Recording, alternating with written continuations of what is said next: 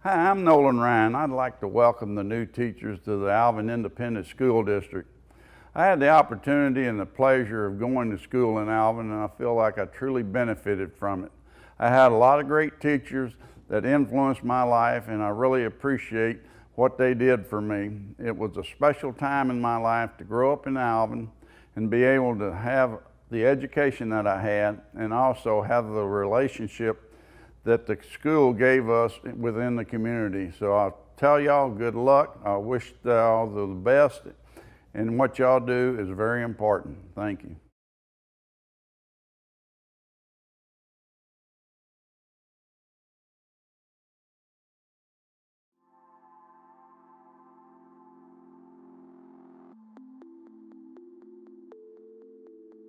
My favorite teacher growing up was Glenn York. He was my elementary PE teacher, and he was my 9th grade high school football coach. Coach York was just such a pleasure to be around. He had a positive attitude all the time and was just great fun. If you were to ask me who my favorite teacher was, it's not a teacher that I had in school, but it was actually my grandmother, Constance Keithley. She was a 3rd grade teacher for 40 years and taught me so much. I knew from the time I was in 3rd grade that that's what I wanted to be when I grew up, was a teacher just like her.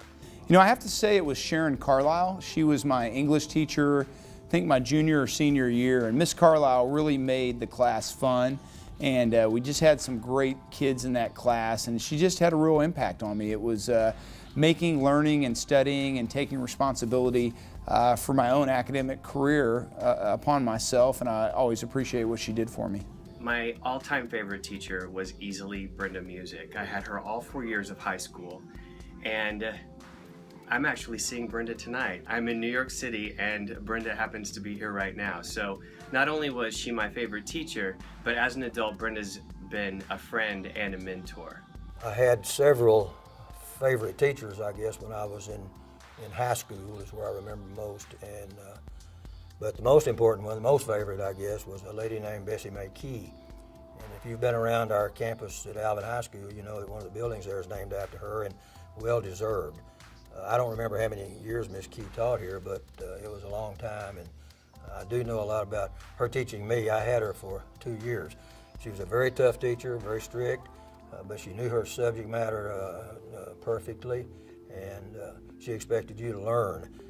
And so she didn't put up with a lot, but I still had fun in her class, and I think she was largely responsible for a lot of the success that I had when I went to college, and certainly when I worked on my master's. My favorite teacher from Manville High School was Mrs. Kim New. She was my forward design teacher senior year, and it was just the best class I had at Manville. It was so much fun every single day. She put a smile on everyone's faces, and she really got me into floor design as well.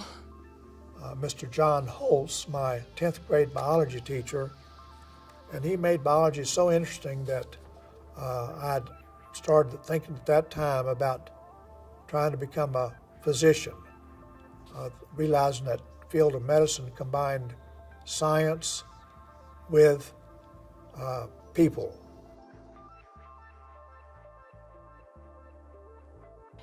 I think if I were to give you some advice as a new teacher in the Alvin Independent School District, is I would tell you is sometime during that first week that you're here, try to drive around where your kiddos live so that you can actually see where they live and the area that they're in. I think you'll gain a lot of insight into your kiddos that way. Use innovation and creativity to create an environment in the classroom that is fun and challenging for the students. Expect your students to achieve, help them to achieve, and be there to pick them up and to encourage them when they don't. You need to know your subject matter well. It doesn't take students very long to figure out if you are not up to date, up on your subject matter. So I always used to tell my students, you know, how do you succeed? Well, you know what you're doing, you know your subject matter, your work, whatever it is. You know, you come to class on time, or you go to work on time, and you work hard from bell to bell. You realize that every student is different. Treat them all just like they were your own children, and work with them as individuals as much as you can, but be more concerned about what they can use rather than how much information you can give to them. In the long run, I think that's going to make more of a difference. My advice to new teachers would to be just building their relationships, getting to know students just outside the classroom, because I think those relationships can last for the rest of your life. I've kind of jokingly said to a lot of teachers that I know, that said, you want to do your very best job to educate every student that you have the very best you can, because you're never going to know when your life might depend on that student that you educated.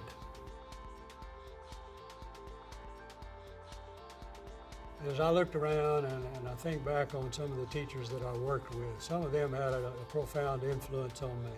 Cecil Dratchenberg was my principal. He was a mentor. He encouraged me. He gave me a lot to think about and tried to move me on. The thing that I really wanted as a kid was to put that jacket uniform on and to follow in the footsteps of my mom and my dad, and having gone to see my uncle play basketball and watching those older kids in our community. And Alvin's changed a lot today. Over the years there's more high schools now, but back when I was going to school, the whole town rallied around the one school, and so I have to say it was all of my family members that came before me. I did have 3 really excellent teachers at Alvin Elementary. My second grade teacher, Golda Hood, she has a school named after her, along with Miss Case. And Miss Brazil, who was my third grade teacher, and Elaine Hart, who was my sixth grade teacher. They were exceptional. They really knew how to teach. They knew how to get students involved in activities. They knew how to guide students, I think, toward things in the future. And I think my time at Alvin schools was easier because of them, and maybe even when I went off to college and when I taught.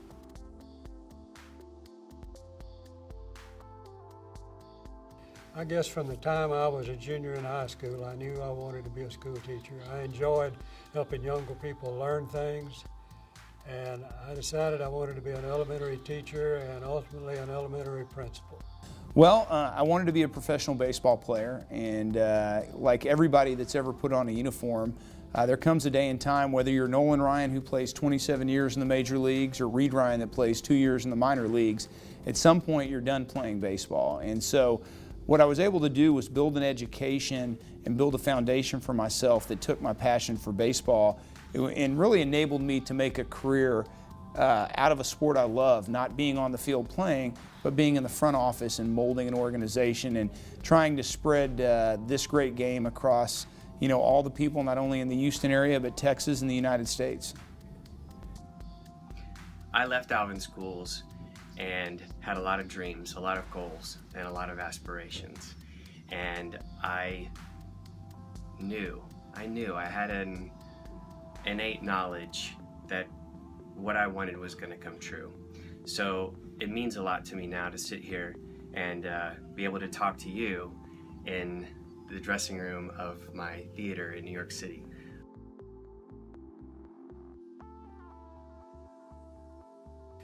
My philosophy is trust God. And the next one comes from the Boy Scout motto, be prepared every day. Work hard and do what's right. And sometimes it's not always easy to do what's right, but it's going to pay off in the long run. I've realized recently, just in the past year really, that when I'm the most successful, I'm scared. When I'm pushed to the brink of my comfort level is when I usually do the best. And I needed a daily reminder of that. And so I took a Sharpie one day here at the show, and I wrote on my mirror, big as day, it's right up there, success tastes like fear. Because success does taste like fear. If you're not afraid, if you're always comfortable, you're not achieving, you're not reaching for your dreams and your goals. The one thing I'd say is that you have to have fun. Every one of us are going to work, 30, 40 years of our life. You have to make the experience enjoyable. And so I stay curious. I always want to learn new things. I enjoy people. I think anyone that you meet, you can learn something from. We all have different life experiences. And every day you're going to get up and decide if that glass is half empty or half full. And if you decide it's half full and that you want to have some fun and you're willing to work hard, great things are going to happen to you and you're going to enjoy the experience. My philosophy in life is to, as Helen Walton said, it's not what you gather, but what you scatter. Give back more than you take. And I try to live my life each day like it's my last.